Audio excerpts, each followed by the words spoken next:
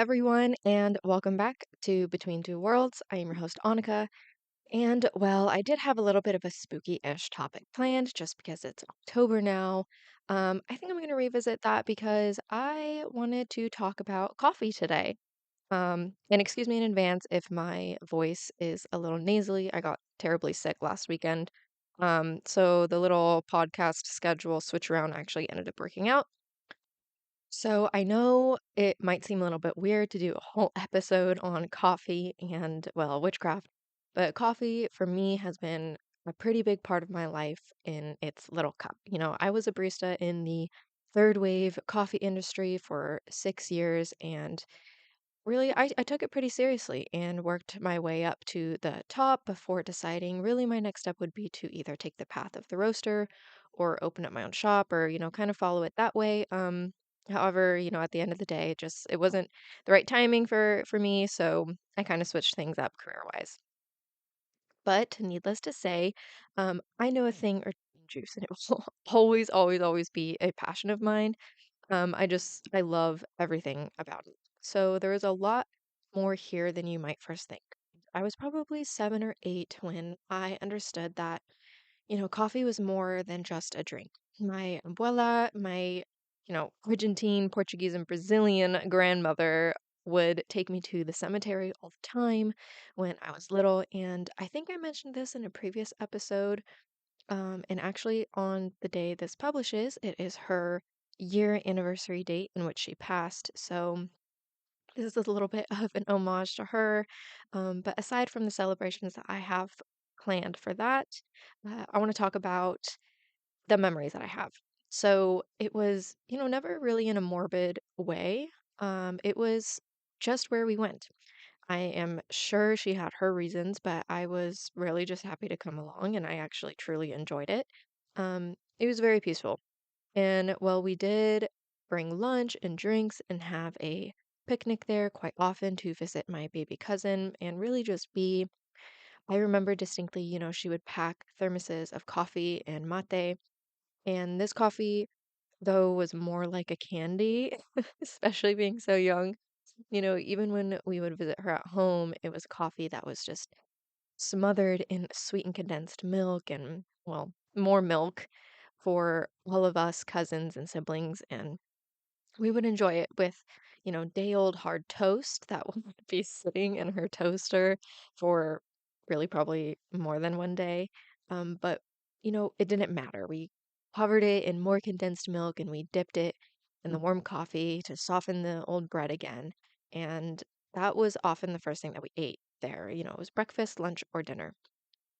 And it was a tradition that, I still cherish today, and we would leave some out in the thermos cap at the graveyard for whoever may come and enjoy it. And she'd set it down on the grass or maybe near someone's headstone and say something quiet in Portuguese or Spanish that, I couldn't quite catch. And the first time it happened, first time I really paid attention, air shifted. I mean, that pretty literally, I instantly felt another presence, but it wasn't scary. It was more grateful. Like someone had been waiting a long time for a good cup of coffee. And my abuela never asked for anything in return. No favors, no messages, no, supernatural intervention. Just, would you like to join us for coffee? And we would sit there, and sometimes uh, we'd feel, or I would feel, multiple presences, and just simply sharing this simply morning ritual, even though it really wasn't always in the morning, that somehow made the boundary between the living and the dead feel thinner, more permeable. I didn't have the language at the time for what was happening then. I just knew that coffee did something that other things didn't. It invited connection instead of demanding it, and it created a space for relationships instead of transactions. And for me, that has moved right into my own practice in the offerings of coffee. So, really, to this day, I probably use coffee aside from water more in my practice than any other single substance when it comes to offerings and, well, really anything else. you know, Ancestor offerings, spirit work, divination, protection magic, even some baneful work. There really is something about it that spirits are attracted to, much like alcohol, but This is very different. I find it to be more universal because let's be honest, everyone loves coffee, mostly. And I think it's because we all have a memory of coffee. The first sip made us feel grown up. The morning ritual centers us in the smell of it brewing in the morning from even your parents as a child. Late night conversations over espresso or coffee, for all my Latin folks, I think you can resonate with me when it comes to the after dinner, late night, leaving the party cup of joe. Coffee doesn't just wake up our bodies, it awakens something deeper. It makes us feel alive again. And the spirits remember being human, they remember that feeling. So today, I want to take you on a journey through, the whole sacred world of coffee, not just the Instagram pretty version where everything looks perfect, but, the real gritty beautiful magic that really can happen when you understand that your morning cup of coffee is actually a portal between worlds. And I want to talk about the alchemy that happens when, coffee cherries rot and transform, and the ritual of roasting and brewing, the cultural threads that connect every coffee tradition across the globe, because it really is universal. Like every culture has their their thing with coffee, and even how to read coffee grounds, like the I think it's tasseomancy, um and most importantly how to turn your daily coffee routine into a sacred practice that honors both the living and the dead. So before I dive into all the ways that you can actually use coffee in your craft, I really want you to understand something fundamental about this plant. And coffee isn't just processed, it's transformed. And transformation, as we know, requires death and rebirth. And most people don't think twice about where coffee comes from, meaning they think it maybe just starts out as a bean, or like it's kind of like you don't realize that pickles are just cucumbers. Maybe that's just me, but I remember the first time I found that out, I was like, yeah, it makes sense. I just never thought of it that way. But coffee isn't just a bean. They're actually not beans at all. They are seeds, and seeds that grow inside of these bright red cherries on coffee trees that can live for decades, sometimes over 100 years. And the magic really starts with how those cherries are processed. And there are two main ways, and a third less popular way: natural, washed, and honey. So let's get ready for your little science lesson. Natural processing is this controlled decomposition. And you take the ripe cherries and you let them sit, you spread them out in the sun, and you let the fruit actually rot around the seed for weeks. And because it is a fruit, the sugars in it break down and the flesh starts to shrivel up and darken. And really, if you've ever smelled this, it's pretty intense. It's sweet and funky. It's like wine, and it smells like something dying and something being born at the same time, really, because it is. And that fruit has to die for the seed inside to become what we recognize as coffee. So all those sugars breaking down, all that controlled decay is literally changing the chemical composition of the seed, and it creates flavors that really couldn't exist any other way. So a lot of natural processed coffees uh, tend to lean on the more fruitier side when it comes to notes. So really at my first coffee job, I probably within a few months into it, I began to become really good friends with the roaster, and he showed me what green coffee beans looked like, these little pale, hard, almost odorless seeds that look nothing like the brown, crunchy beans that we know. And really, I worked with those daily. So it was really interesting to see what a green coffee bean looks like. They're really, really hard. Um, and I saw the roaster and worked at another shop with that same roaster where the roaster, oh my God, I keep saying roaster. So I worked at another shop with that same roaster. And the actual roaster, the one that you use to roast the beans, is this huge machine, right? And it was actually inside of the coffee shop with us. And if you know, you know, but it was a Diedrich machine. And these things are gorgeous. They're like super big and they look super steampunk and they're just really, really pretty.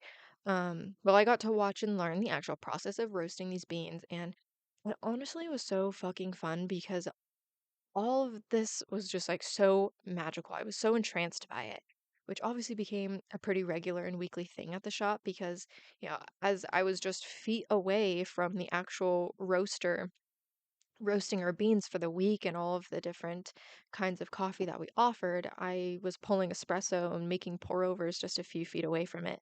And it was really cool for our customers even to come in and realize which days were our roasting days and so on and so forth.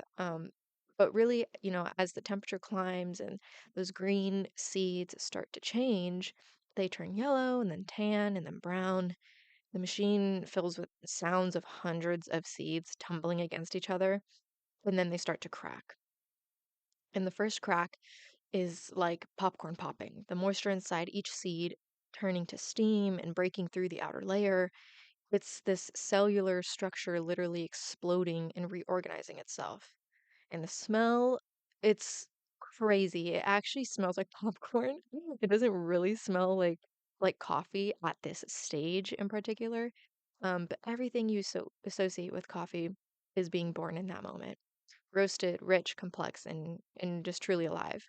So it is alchemy. It's true alchemy because what happens to coffee from cherry to seed to roasted bean to your brewed cup, it is the same thing that happens in all real magic. Something has to die for something else to be born.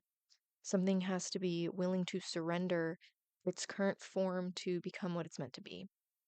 When the coffee cherry dies, so the seed can be revealed, and the green seed dies in the fire so the aromatic bean can emerge. So the bean dissolves in hot water so the essence, the spirit, can be extracted, and then shared. So this is why coffee makes such a powerful offering. It's not just a drink, it's the end result of multiple transformations, multiple deaths and rebirths. When you offer coffee to your ancestors, to the spirits, to the wandering dead, you're offering them the essence of transformation itself. Now, I mentioned natural processing, that beautiful controlled decay that transforms the cherry into something entirely new. But there are other ways that coffee gets transformed, and each one teaches us something pretty different and magical about this change. So, the washed process, which is almost the opposite of natural, instead of letting the fruit rot away, you immediately remove all the flesh from the seed. You wash it clean, strip it down to its essence, and it's like a purification ritual, removing everything that isn't essential so you can see the true nature of what's underneath. And wash coffees tend to be brighter, cleaner, more defined. When I was learning to cup coffee, that's the formal tasting process where you evaluate different origins and processing methods. I could always spot a washed coffee by its clarity. No funk, no wilder fermentation flavors, just the pure expression of the seed itself. And magically, I think of washed coffees as being perfect for clarity work. Even divination and truth seeking, when you need to cut through the noise and see things as they really are. So, and then there's honey processing, which is a lot less common. It's becoming more common now in third wave shops, which I think is really cool. And this is the middle ground between natural and washed. You remove most of the fruit, but you leave this kind of sticky, sweet layer, which is the mucilage clinging to the seed. And it's called honey processing not because there's any honey involved, but because that layer feels like honey when you touch it. And the seed dries with this sweet coating still attached to it, still getting some of those fermentation flavors, but in a more controlled way. And the result really is something that's both clean and complex, and it's a bright but with depth. So it's really that paradoxical, um, existing in both worlds kind of thing. So in my practice, honey processed coffees feel perfect for this sort of balanced work when you need both clarity and intuition, when you're trying to integrate shadow and light, when you really want transformation but in a more gentler or guided way. And what fascinates me is, how each processing method requires a different relationship with time and controlled chaos. Natural processing is about surrendering to the natural flow of decomposition. Washed is about intervention and purification. And honey is about finding out the sweet spot between control and release. So now that you understand the alchemy that happens inside every single coffee bean, uh, let's talk about the cultures in different continents. And I really want to talk about how coffee has always been sacred, always been magical, and we just forget how to see it that way, um, because of certain places who shall not be named. But let me start with my own family because that's really where I first learned that coffee was more than just a drink. And my father's side is Argentine. My dad was actually born in Buenos Aires, having moved to the States when he was around 3 or 4. And so my abuela, the one who taught me about, the whole cemetery coffee, she was this beautiful mix of Brazilian and Portuguese and Argentine heritage. And her husband was full-blood Peruvian. So I know like lots of Americans, we have lots of different ethnicities within us. But I digress. Three cultures that all have deep, reverent relationships with coffee. And in Brazil, coffee isn't just a drink, it's cafezino, meaning little coffee, and it's offered to everyone who enters your home, strangers, friends, family. It doesn't matter if they want it or not. You offer it because that's how you say you're welcome here, you are safe here. This is a place of hospitality. And my abuela did this constantly. I don't think anyone ever left her house without being offered coffee at least 3 times, and the smell would fill her entire tiny kitchen. But here's the thing, when she made coffee for me as a child and my cousins and siblings, it was incredibly gentle introduction. Really, because my parents would really say like no to, that they can't have a full cup of strong coffee. So um, it's really passed down in this way to lots of kids to be covered in milk and lots of sweetened condensed milk. It's so good, that little can. Oh my God, I have so many memories when it comes to that. So it really tasted more like coffee flavored candy, and always, always with that day old toast smothered in more sweetened condensed milk that we would dip right into our cups. And I thought everyone really ate coffee soaked bread for breakfast. I thought this was just how the world kind of worked. It wasn't until years later that I realized she was teaching me a ritual, teaching me that coffee was something to be shared, something to slow down for, and something that connected you to the people that you loved, even the people that you loved who are no longer living. And then there's my mom's side, who comes from very strong Italian roots from Calabria, and my great grandfather, who I never got to meet in the flesh, but spoke pretty broken English. And coffee has a huge culture, obviously, in Italy, and it's a pretty serious business. They don't drink cappuccinos after 10 a.m., they don't put milk in their espresso after meals, and they have very specific rules about when and how coffee should be consumed. But the food and drink on this side of the family is just as important, with a legacy of our family restaurant running pretty deep. Morning coffee is about awakening.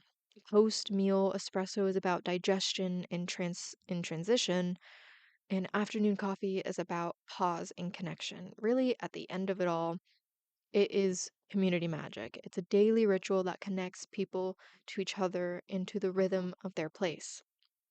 So, as the legend goes, the coffee that was first discovered in Ethiopia by a goat herder named Kaldi. He notices goats getting unusually energetic after eating certain berries, so he tried them himself. The energy boost was so remarkable that he brought the berries to the local monastery where the monks began using them to stay awake during long prayers. And whether or not the story is actually true, what I love about it is, from the very beginning, coffee was associated with spiritual practice, with staying awake, not just physically, but spiritually, with remaining alert and present for the sacred. Coffee spread from Ethiopia to Yemen to where Sufi mystics began using it in their religious ceremonies, and they called it the wine of Islam because alcohol was forbidden, but coffee provided the same sense of elevation and that same ability to transcend ordinary consciousness. And then there's Turkish coffee culture, which developed some of the most sophisticated divination practices around coffee that I've really ever seen. Turkish coffee fortune telling, tassiography is an art form, really, and It entranced me instantly when I learned about it, and it's been practiced for centuries. The way it works is really, really cool. You prepare finely ground coffee in a special pot called a chesfe, I think. I can't pronounce it pretty well, but you drink it slowly, leaving just a little bit of liquid and all the grounds at the bottom of the cup. Then you swirl the cup and kind of depending too, you can flip it upside down onto the little tray that usually is served with the cup. Um, and let the remaining liquid kind of drain out, leaving patterns in the grounds. So the person reading your cup looks at those patterns and builds a story about your past, present, future. They see symbols and the shapes like animals, objects, people, really like any other scrying. And the remarkable thing is how accurate these readings really can be. But, that really depends on the medium performing it. And I really started to get into Turkish coffee recently over the past year. Well, I guess in my case, it would be Armenian coffee. I really love the band System of a Down, and I got to go to Serge Tonkin's coffee shop in LA. Needless to say, I left with quite a few goodies and kits to make it at home. So before that, I have never had it before. And, something about the ritual really, really called to me. The slow, meditative preparation, the rich, almost muddy texture, and the way you have to slow down and really pay attention to your drink. And then I started experimenting with the grounds myself and reading them. I haven't learned from any traditional practitioners when it comes to Armenian or Turkish mediumship and, this sort of thing, but this is very much self-taught, intuitive approach. But scrying takes a lot of practice and connection to your intuition either way to sort of see these shapes and build the stories. And, the coffee grounds create such a rich complexity of patterns. Then there is Cuban coffee culture and its connection to Santeria. In many Afro-Caribbean traditions, coffee is offered to the Orishas, the divine spirits who govern different aspects of life. And coffee represents energy, awakening, and the spark of life itself. So you can really see this on certain altars where small cups of Cuban coffee cafe cubano, that incredibly sweet, strong espresso, are placed as offerings alongside cigars, rum, and other traditional gifts. And the idea is that the spirits remember what it was like to be human, to need that morning jolt, to crave that rich flavor. Spirits really love all these vices as us living humans do. And really what's so beautiful about all these different traditions is that they all recognize the same thing that my abuela knew when she poured that extra cup in the cemetery. Coffee is a bridge. It's a substance that connects us to each other, to our ancestors, to the divine, to something larger than ourselves. So let's get to the brew talk. Here is what I have realized after years in this industry and even more years as a practicing witch. The whole act of coffee is already a ritual. I know that seems pretty obvious, but let's kind of break it down. I think many of us have really stopped paying attention to it when it comes to the ritual because we are in this instant gratification society where you can go through coffee drive-throughs and pre-order it and all that stuff. But if you really think about it, you start with the whole beans, these hard aromatic seeds that contain all that transformational energy that we talked about. And then you deliberately, intentionally break them down. You grind them. Have you ever really listened to the sound of coffee beans being ground? Because it's pretty violent. The violent, satisfying crunch, as hopefully you're using a burr grinder, tears through the cellular structure. And the way that that aroma just instantly explodes out the moment that those beans are broken open. That's energy being released. That's the potential that is being activated. And in magical terms, that's the moment when your intention starts working with the material. And then you measure, you dose, you pay attention to ratios and timing and temperature. These aren't just technical specifications, they are parameters of your spell. I learned this viscerally when I was working as a barista. There's this thing in the third wave coffee culture called dialing in. When it comes to your grind size, you're adjusting it, your dose, your extraction time, the even temperature until you get the exact flavor profile that you are looking for. And it can take dozens of attempts. You'll pull shot after shot of espresso, tasting each one, making your tiny adjustments, and trying again. And yes, you taste each and every single one. So being at a coffee shop alone at 5 in the morning, you're blasting music, and you have like 10 probably shots of espresso in you by the time those doors open. But anyway, I'll spare you the technical details on that part, but I didn't realize at the time that that was learning how to do magic, really, real magic, the kind where you work with natural forces and physical laws to create exactly the result you want, where precision and intention and patience all combine to produce something that didn't exist before. Because that's what brewing coffee really is, extracting the soluble compounds from ground coffee using hot water. You're pulling the essence out of the solid matter. You're creating a liquid that contains the spirit of the bean. So, doesn't this sound pretty familiar? That's literally how most herbal tinctures and magical extractions work. You use a solvent like alcohol, oil, or water to draw out the active compounds from plant matter. Coffee brewing is just a very sophisticated form of herbalism, if you think about it, and different brewing methods create different types of magical energy. Take mocha pots, for example. Those little aluminum stovetop brewers. They the way that they work is almost alchemical. Water in the bottom chamber gets heated until it turns into steam. Then pressure forces the steam up through the coffee grounds and into the top chamber where it condenses back into liquid. It's a complete cycle of transformation. Water to steam to coffee, the four elements working together. You have your earth, which is the coffee, the water, it's pretty obvious, the fire, which is the heat source, and the air, which is the steam and pressure. And so when I use a mocha pot coffee for magical work, it feels perfect for slow, patient manifestation with a almost sudden explosion. And that is really important when it comes to building pressure and then release all at once. For working with ancestral energy, because it is such an old traditional method, it's pretty useful there. So, espresso is completely different. It's all about intensity and precision. 9 bars of pressure, forcing hot water through finely ground coffee in exactly 25 to 30 seconds. The result is this concentrated, syrupy shot of pure coffee essence topped with, that golden layer of crema. Hopefully, if you did it right. And magically, espresso feels like, quick, powerful energy when you need something to happen fast, when you need to cut through resistance or break through stagnation. There's nothing subtle about espresso. It's bold and immediate, and it demands your attention.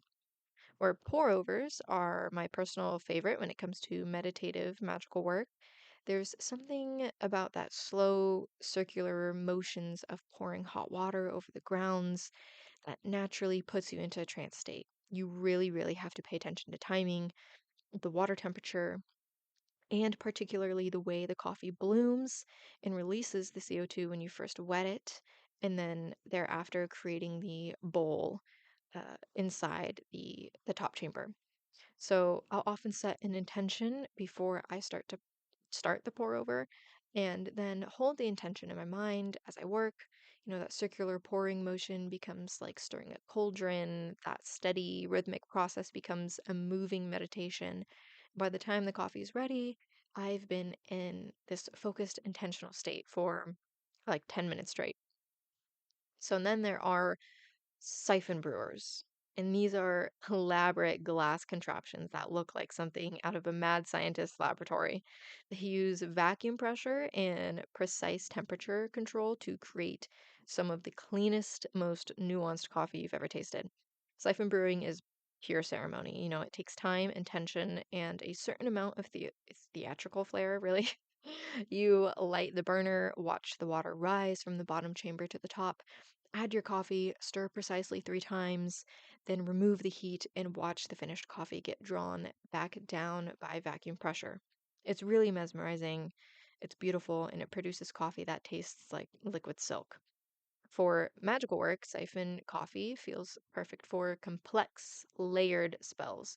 for workings that require multiple steps and definitely precise timing, even for rituals where the process is just as important as the result. But really, what you should understand is that you don't need fancy equipment to make your coffee brewing into a magical practice. You can do this with whatever method you already use. The magic isn't in the machine, it is in the attention that you bring to the process. And, really start by listening to your coffee routine. The sounds of the beans hitting the grinder. Hopefully, you're grinding your own beans. The hiss of the steam from your espresso machine if you have one, the gentle burble of the water dripping through your drip coffee maker if you're very simple, and the whistle of the kettle coming to a boil. These aren't just random noises, they are the sounds of transformation happening in real time. And they're the universe telling you that magic is at work. So the spirits respond to those same sensory cues. When you brew coffee as an offering, they're not just attracted to the finished product, they're drawn to the entire ritual of it. Those exact sounds, those exact smells, and the energy of transformation that fills up your space. When you offer coffee to the dead, you're not just offering them a drink, you're offering them this memory, a memory of what it felt like to be alive, to need awakening, to crave that rich, complex flavor, and to sit with loved ones over a warm cup to just be together. But it's not just ancestors who respond to coffee. I found it works incredibly well for what I think of as your wandering spirits and those restless dead who haven't quite figured out how to move on. The ones who linger in places they used to frequent or attach themselves to people or objects that remind them of their living years. There's really something about the energy of coffee, that awakening, clarifying energy that seems to help these spirits remember who they are and where they're supposed to be going. And honestly, I keep a small offering cup on my windowsill full of coffee for them and even to the house spirits. But for more practical and actual uses of coffee and magic, for protection on the go, you can carry a small bag of coffee beans in your pocket. Not ground coffee, but like whole beans. The harder, denser energy of unbroken beans feels more protective to me. Plus, they don't make a mess in your purse or your pocket. You can mix used coffee grounds into a salt or just use them on their own for warding spaces in your home or on your property. Coffee is also really good at speed work. So when you need something to happen fast, when you need to break through stagnation or overcome obstacles or just get energy moving in a situation that's been stuck, coffee is associated with movement, with action and breaking through this sort of resistance. So one of the simplest speed spells that I know involves writing your intention on a piece of paper, then burning it with a flame from a black candle while your coffee is actually brewing. And as the paper burns, you add the ashes to your coffee grounds before you pour the water over them. Then you drink the coffee quickly in three large sips, visualizing your intention moving from stuck to active, from this potential to your manifest reality. And the key with speed work is everything has to be done quickly and decisively. No second guessing, no hesitation, no let me think about this for a few days. Coffee speed magic is for when you know what you want and when you're ready to commit to making it happen. I also want to mention coffee and banishing work because this is something that a lot of people don't expect.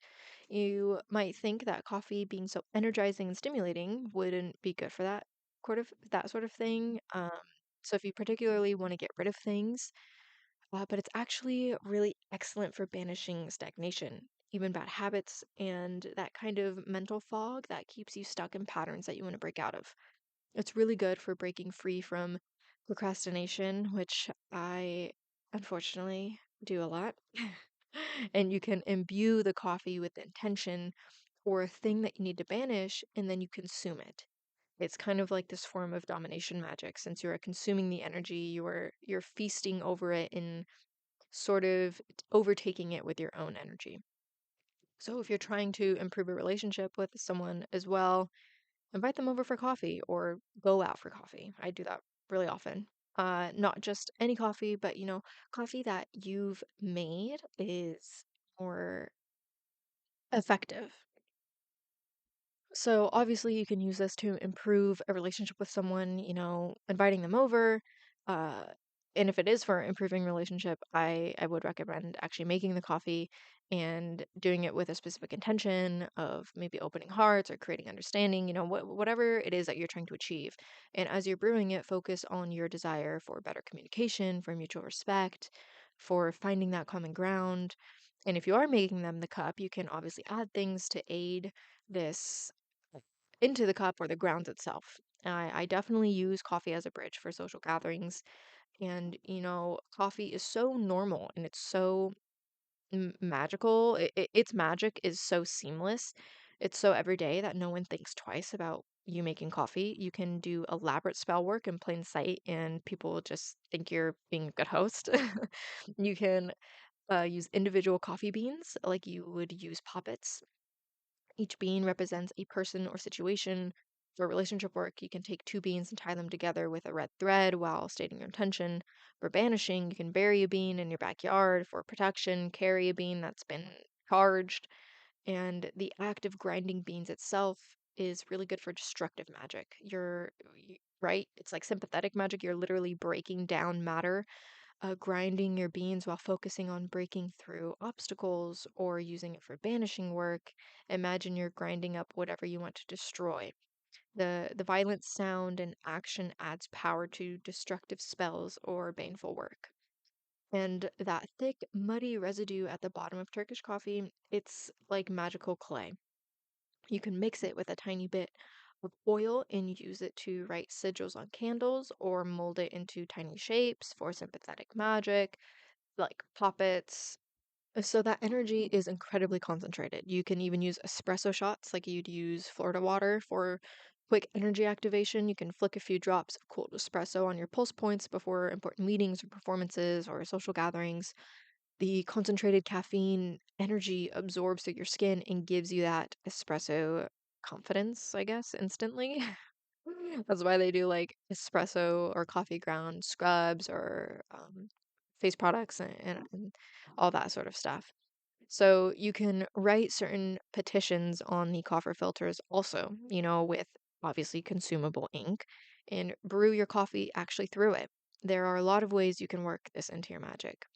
So now I know what you're thinking, syrups, cream, and sugar. We all love our coffee add-ins. And to be honest, I did too, especially growing up on that super sweet coffee until I got my actual first coffee job and I was opened up to the world of what coffee should actually taste like. So when you have good coffee, it's better drinking with no add-ins.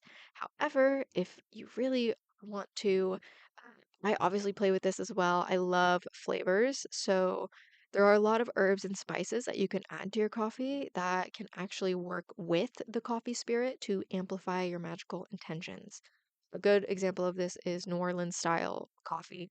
It's that cold brew that has all those spices and most commonly chicory in it. It's really, really good. But here's the thing, it's incredibly generous. Coffee itself is incredibly generous. It doesn't just tolerate other flavors, it actually enhances them. So if you think about your vanilla lattes, your cinnamon dolce, even something as simple as a dash of salt, bringing out the sweetness. Coffee loves to collaborate. She's a girl's girl. So when you actually choose your additions intentionally, you select herbs and spices based on their magical properties and how they harmonize with coffee's awakening energy, you're creating something much more powerful than just a flavorful drink. Personally, I tend to lean on the more simpler side, but I make my own pairings and my own syrups. So cinnamon is probably the most obvious choice, and for good reason. Cinnamon is associated with success, prosperity, and protection. When you combine it with coffee's awakening properties, you get this beautiful blend of I'm awake, I'm aware, and I'm ready to attract abundance into my life, that sort of thing. I add a pinch of ground cinnamon to my coffee whenever I'm working on business stuff or kind of like a financial manifestation. Cardamom is really, really good. I recently discovered cardamom syrup. It's amazing. Oh my God. But it brings this kind of emotional opening. In Middle Eastern traditions, cardamom coffee is often served to a guest as a sign of warm hospitality. And when I'm trying to open up my heart or improve relationships, I like to crack open actual cardamom pods and let them steep into the coffee. The flavor is sweet and complex, and the energy feels like a gentle invitation. Nutmeg is incredible for psychic work and dream magic. It's also really good in coffee and reminds me of eggnog. Yes, I love eggnog. And it's associated with divination and enhanced intuition. But here's the thing, nutmeg is obviously very, very strong, so a tiny pinch goes a really long way. And too much of it, you can overpower your coffee completely. And, when I'm doing tarot readings or any kind of divination, I'll add just the smallest amount of freshly grated nutmeg to my coffee. It also goes really good in tea too, depending on what you're brewing. And it creates this dreamy, slightly mystical energy that opens up those psychic channels without making you drowsy. So another one that might sound pretty weird, but hear me out, is black pepper. And I really love black pepper in lots of things, but it has that fiery protection. It banishes negativity, it creates your energetic boundaries, and a tiny pinch of freshly ground black pepper, freshly ground, that's the key, gives it this subtle bite that wakes up not just your taste buds, but your spiritual defenses. And it's perfect for days where you're going out into challenging situations or dealing with particularly difficult people. Star anise brings luck and again that psychic protection. The star shape itself is considered pretty magical. There's a long history of star anise and lots of folk traditions, and it's like your natural pentagram. You can drop a whole star anise into your coffee pot while it's brewing when you need a little extra protection, when you're doing magical work that requires psychic shielding, maybe like Bella Swan. The flavor is very licoricey, like a warming and energetic feeling of this protective cloak. So cloves are another powerful one for banishing and even exorcisms. They're also associated with mental clarity and your enhanced memory. A little goes a long way again with these guys. It's very, very strong. But they're really good at clearing mental fog. That's what I really like clove for when it comes to coffee. And you can add a couple of cloves into your ground coffee before brewing, or just ground clove too is really good. The taste is really strong and warming, and the energy just feels like you're burning away whatever doesn't serve you. Rose petals is really good. I know a lot of new shops have like rose syrup. It's seems a little weird and not a lot of people jive with the whole floral thing, but rose petals, like rose syrup and lavender syrup, even elderflower syrup is really, really good.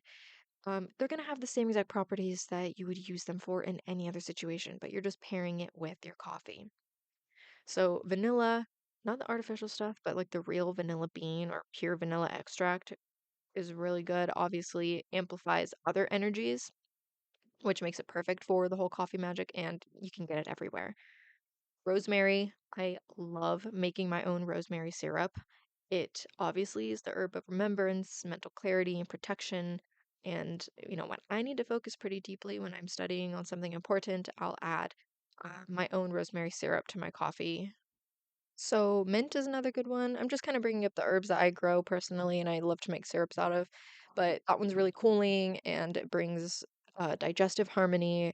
And this might seem a little counterintuitive with hot coffee or even your cold coffee, but fresh mint actually creates this, kind of beautiful contrast of the warming, activating energy of coffee balanced by this cooling, mentholy, clarifying energy of mint. And it's particularly good for emotional clarity and communication work.